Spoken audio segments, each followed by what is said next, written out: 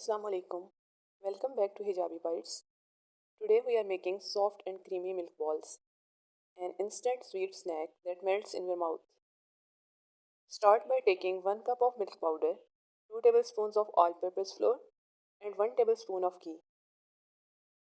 Mix them well, then slowly add 2 to 3 tablespoons of milk until a soft dough forms, smooth and lump-free.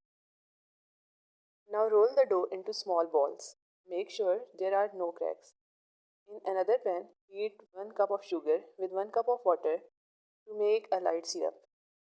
Once it's slightly sticky, set it aside. Fry the milk balls in medium hot oil or ghee until they turn light golden. Then soak them in warm sugar syrup for 10 minutes. They will become soft, juicy, and irresistible. Serve warm or chilled, topped with a few pistachio slices.